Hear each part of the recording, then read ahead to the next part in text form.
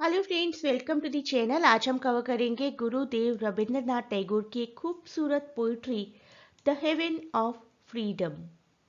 इसी पोइट्री को where the mind is without fear नाम से भी जाना जाता है।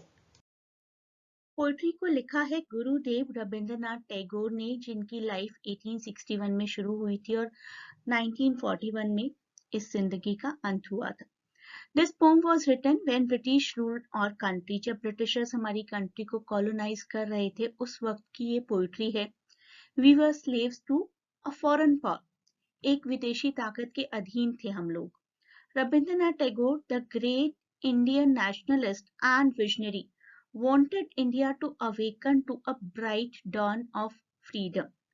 रविंद्रनाथ टैगोर चाहते थे कि इंडिया के लोग, भारत के देशवासी पूरे तरीके से जागरूक हो जाएं और अपने आप को इस गुलामी से आजाद करवाएं, not only in literal terms but from the mental change as well. ना सिर्फ अपने आप को आजाद करवाएं, अपने दिमागों को भी, अपने ख्यालात को भी, अपने पूरी तरीके से अपनी आत्मा को भी अंग्रेजों से आजाद करवाएं। टैगोर जी के बारे में जानते हैं थोड़ा सा। नोबेल प्राइज विनर हैं इंडिया की तरफ से, ये तो हम सभी जानते हैं। अराउंड 60 कलेक्शन ऑफ वर्सेस उन्होंने प्रोड्यूस किए हैं, nearly 100 short stories, novels, plays, dance dramas and what not. Over 2500 songs उन्होंने लिखे हैं, including the national anthem of India and Bangladesh और गीतांजलि, जिसके लिए बहुत ही ज़्यादा फेमस है। बहुत ही अनमैच स्टाइल है उनके प्रेजेंटेशन का, बहुत ही फ्रेश पोइटिक स्ट्रक्चर है, स्पिरिचुअल टोन्स भी आपको मिल जाएंगे, which was later translated into English by William Reddy's. तो ये नाम आपको याद रखना है, मे भी किसी कॉम्पिटिटिव एग्जाम में, किसी एमसीक्यू की फॉर्म में ये नाम आपको आ सकता है। हेवन ऑफ फ्रीडम और where the mind is without fear, कुछ भी कह सकते हैं आपको। ये एक एक्सट्रैक्ट है टेकन फ्रॉम गीतांजलि। गीतांजलि जिसके लिए उन्होंने नोबेल प्राइज जीता था। पोएट सिर्फ एक छोटी सी चीज चाहते हैं कि उनकी कंट्री के लोग फ्री ऑफ फियर हो, सर उठाकर चल सके, अपनी एक सेल्फ एस्टीम हो, अपना एक हम्बल प्राइड हो। Where the mind is without fear and head held high, where knowledge is free, where the world has not been broken up by fragments, by narrow domestic walls, where words come out from the depth of truth, where tireless striving stretches its arms towards perfection, where the clear stream of reason has not lost its way into the dreary desert sand of dead habit, where the mind is led forward by thee into ever widening thought and action, into that heaven of freedom, my father, let my country awake. Sir उठाकर चल पाना शायद एक complete freedom कही जाती है, where the mind is without fear, जहाँ पर हमारे दिमाग में किसी भी तरीके का कोई बंधन नहीं होता, हमें लगता है कि हम मुक्त हैं। This is what he called absolute freedom, संपूर्ण आजादी। The poem is written by Tagore during pre-independence days, आजादी से पहले की है, जब इंडिया ब्रिटिशर्स की एक कॉलोनी हुआ करती थी, और इस पोएट्री का थीम ही है पूर्ण आजादी। The poet wants the citizens of his country to be living in free state. अपनी पोएट चाहते हैं कि अपनी कंट्री के लोग, भारत के लोग, भारतवासी पूरे तरीके से आजाद होकर रहें। आइए जानते हैं पोएट्री को line by line. Where the mind is without fear and the head is held high, where knowledge is free, where the world has not been broken up into fragments by narrow domestic walls. हमारी इस line में poet कहते हैं कि where the mind is without fear, हमारा दिमाग बिल्कुल किसी भी भय से आजाद होना चाहिए, सर ऊंचा उठाकर चल पाए हम। नॉलेज इज फ्री से मतलब नहीं है कि नॉलेज फ्री में मिले, लेकिन नॉलेज हम अपने हिसाब से ले पाए, जो हम चाहते हैं वो कर पाए। The world has not been broken up into fragments, पूरा विश्व किसी अलग अलग हिस्सों में टूटा फूटा ना हो, कोई भी डोमेस्टिक वॉल्स ना हो, कोई भी बाउंड्रीज ना हो। So in these lines, the poet starts to imagine what he would like his country to be like. कैसा देखते हैं वो अपने इस देश को? He says that no countryman of his should live with fear on his mind. दिमाग पर कोई बोझ नहीं होना चाहिए. Instead, they should hold their heads up fearlessly. Sir उठाकर एकदम कॉन्फिडेंस के साथ चलें और नॉलेज सबके लिए इक्वली अवेलेबल हो। जब वो नॉलेज की बात करते हैं तो स्पेसिफिकली एजुकेशन की बात करते हैं। एक वक्त ऐसा था जब एजुकेशनल इंस्टीट्यूशंस में जाति और वर्ण के हिसाब से एडमिशन्स मिला करते थे। वो कह रहे हैं कि admission should be without any races and classes. जितने भी रीजन्स हैं इंडिया के, उनके बीच में आपस में भी कोई बाउंड्री ना हो, वही तो सच्ची आजादी है। आइए देखते हैं आगे की कुछ पंक्तियां।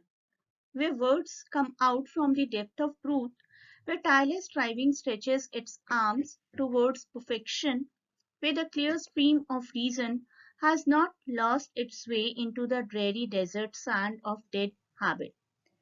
इन लाइन्स में पोएट कहते हैं कि everyone should speak the truth in India to his or her dreams. अपने सपनों के हिसाब से बात करनी चाहिए सबको। No person should lie to his advantage, try to make an effort to improve himself and keep trying till he reaches a stage of self-perfection. अपने हिसाब से सबकी perfection की definition अलग-अलग होनी चाहिए। ऐसा नहीं कि somebody else is doing something and we should also be doing because that person is doing it. Right. Next, he imagines the reason to be uh, in the stream of water through which one can quickly and easily without encountering too many obstacles. So where the clear stream of water reason has not lost its way. अगर आपके पास कोई logic है, कोई भी तर्क है किसी भी बात के लिए, तो आपको उसी पर स्टिक रहना है। आपको अपने वे को लूज नहीं करना है because someone else thinks in some other manner.